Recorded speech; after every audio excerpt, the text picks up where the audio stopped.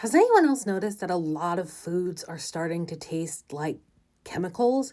Like, I like Cheez-Its. I specifically like the big Cheez-Its. And I got a box of them the other day and I ate like two and I was like, ugh, I can't really eat these because instead of tasting like cheesy goodness, they tasted like chemicals.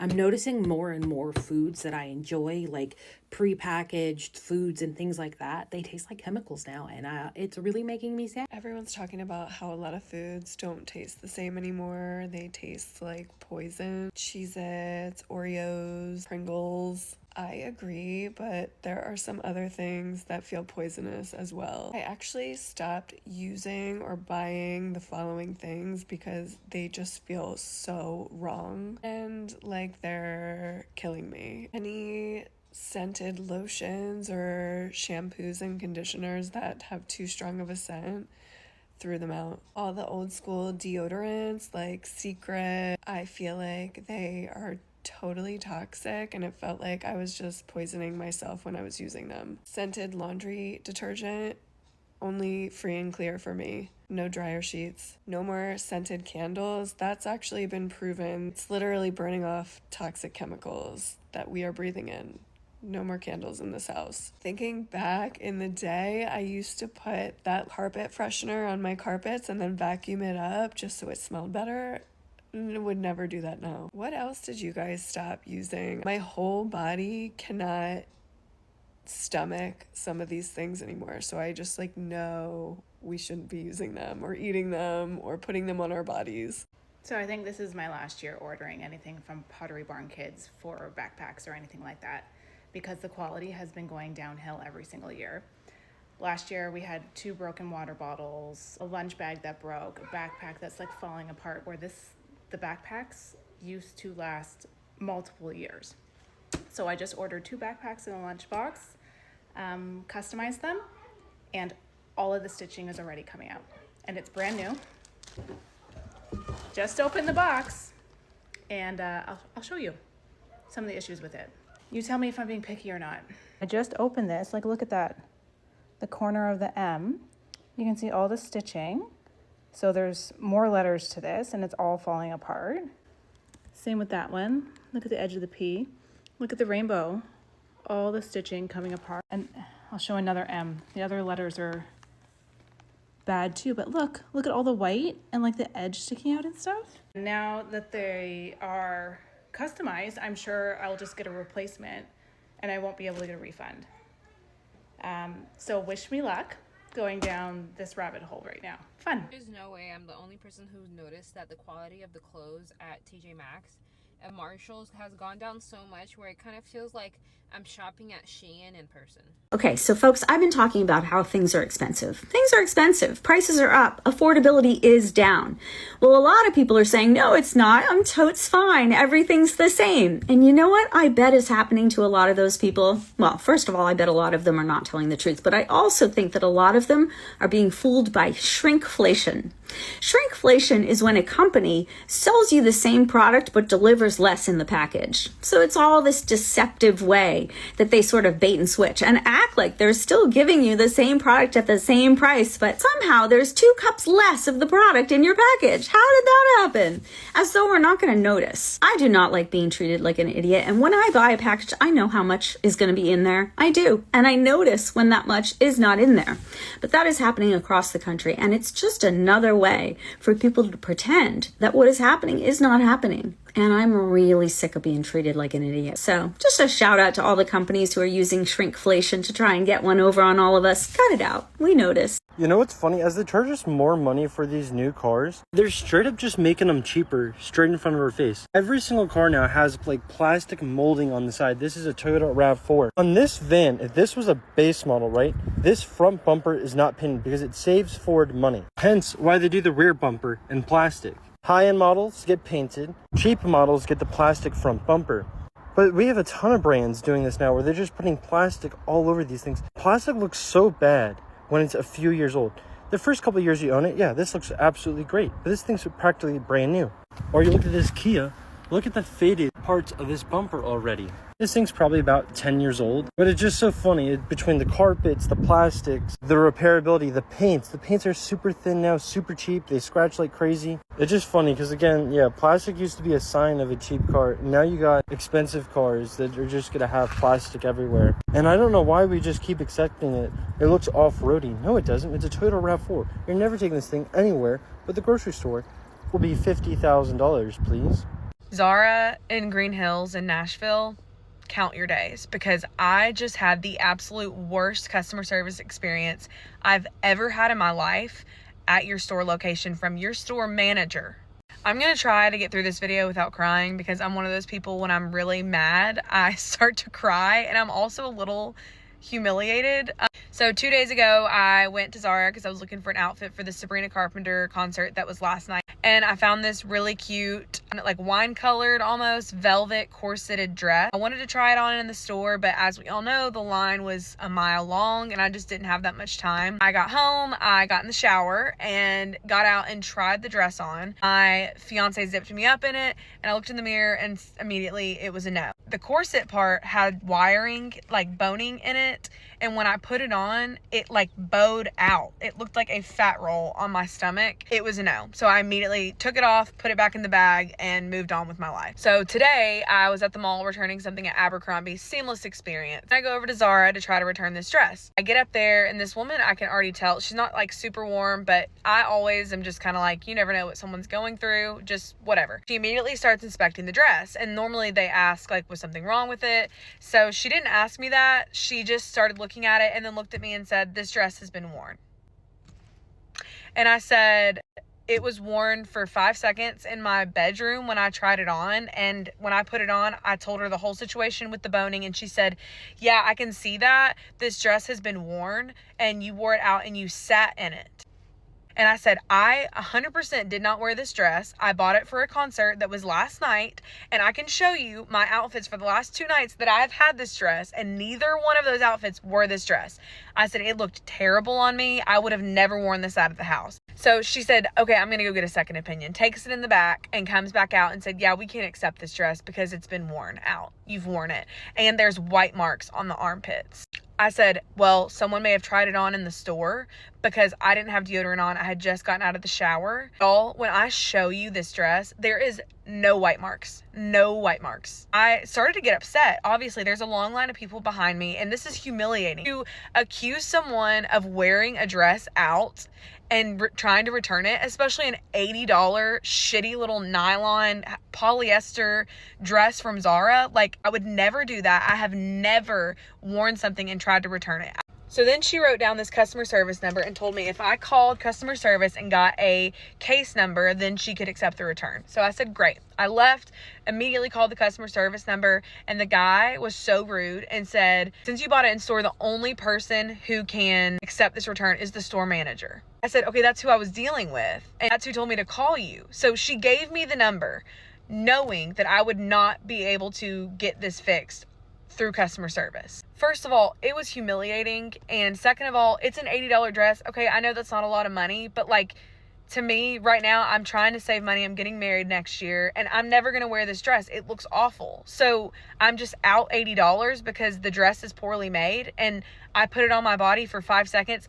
The same thing I would have done in the dressing room, but I couldn't get into the dressing room because they're always too busy. I did use a few choice words with her, but I was so upset. Like, I literally started seeing red. I did nothing to this woman. And y'all, when I show you this dress, it is in perfect condition. It is very clear that this dress has not been worn. I don't know if she was having a bad day or what it was, but this is unacceptable. I will be going back into the store tomorrow and hoping there's another store manager there that I can talk to, because I'm returning this dress. It's never going to be worn. It is poorly made. It did not look good on me. It might look amazing on someone else, and that is great, but it was not for me, and I should be able to return something I'm not going to wear. Zara at Green Hills, Zara in general, because the customer service line wasn't great either, do better. This is not how you should treat paying customers. I've spent a lot of money. I'm literally in a Zara 2-piece set right now. I've spent a lot of money at Zara over the years, and I know they don't care about that. They don't need my money, whatever, but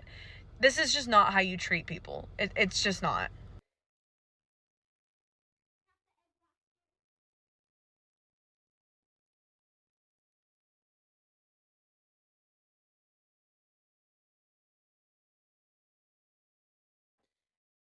what I was talking about with the ribbing. It's bent. That's why I didn't wear it. So, yeah, perfect condition. Standing, doing nothing. 5 people standing, doing nothing. Doing shit. 5 people doing nothing. Look at it. 5 people doing nothing. I paid $500 for this shit. No one's helping shit. They're just standing, walking around, doing nothing. No customers. 5 people. I asked for help. No one came to help. All they're doing is just standing in their iPads doing nothing. Look at them. Yo, shut the fuck up. You crying. Look at them. Look at them. Why are you crying like a little Nobody's kid? helping. Nobody's helping. But shut the fuck up. I paid they already $400. told you they're not going to help you. Okay? But it's my money. I understand. Controversial things that I do not think are worth the money as somebody who has experienced life, okay? Number one, controversial, health insurance. Yep, I'm not paying for no health insurance. I got scammed out of health insurance. I was paying over $1,300 a month for health insurance for our family, right? Literally got health insurance for my kids' well visits when Princeton was a newborn, all the things, right? $1,300 a month. I go into the doctor, okay? And they weren't billing me. I had no copay, no nothing. So I'm thinking, damn, I've got some really good insurance. No, ma'am.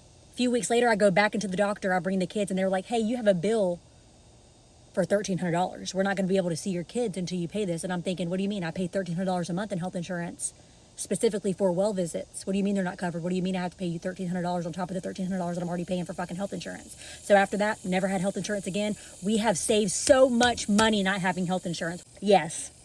To each their own. When I take them to the dentist, it's a couple $100. When I take them to a fucking doctor's, it's like $50 each.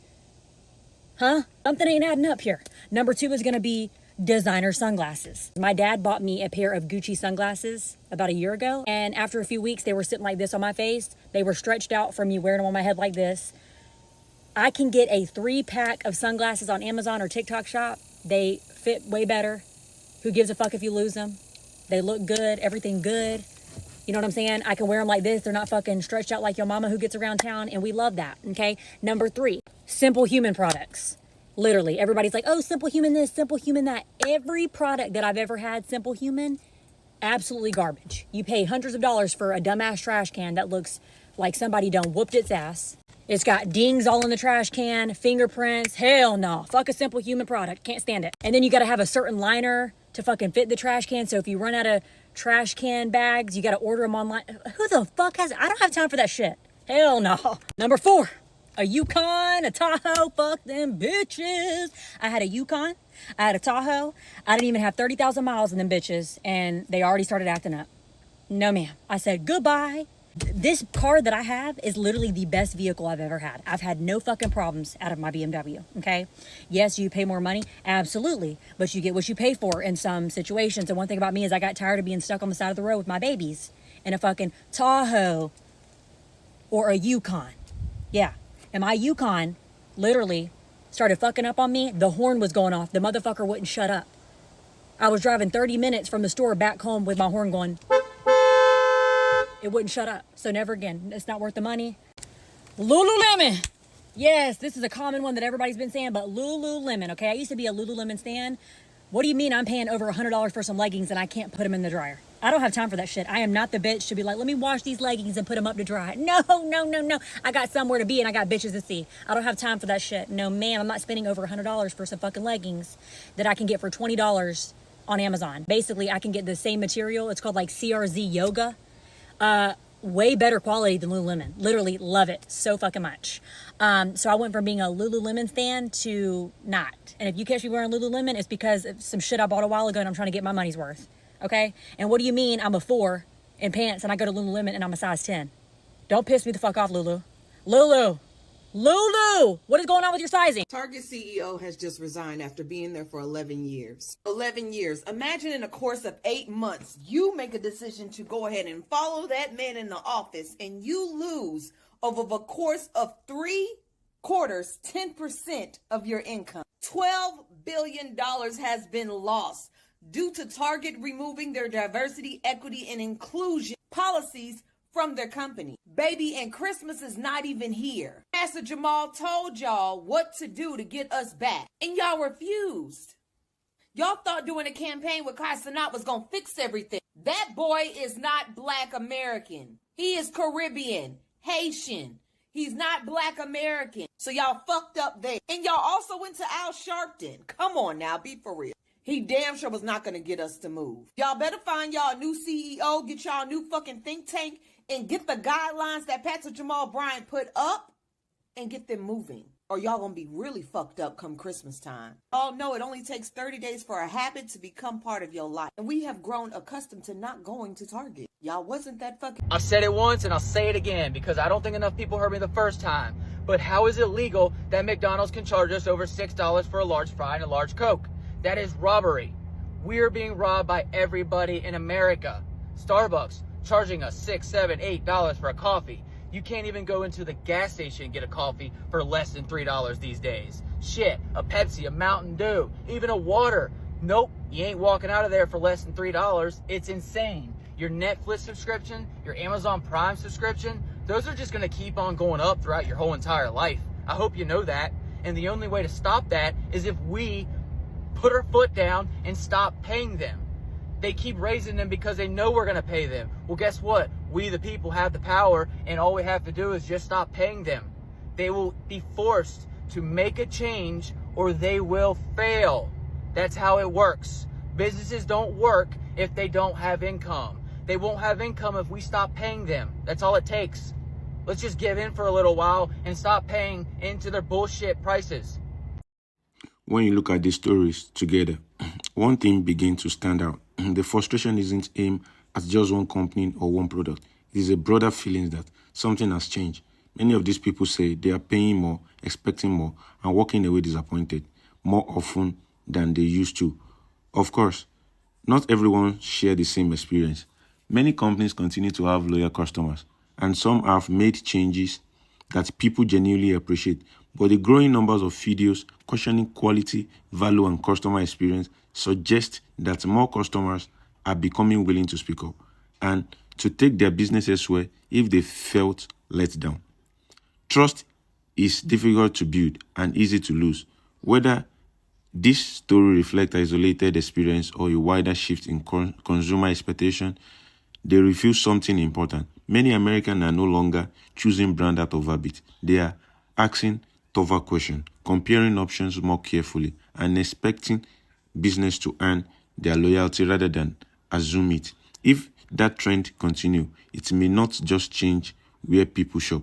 It could change how companies compete for customers in the years ahead. Thank you. See you in the next video.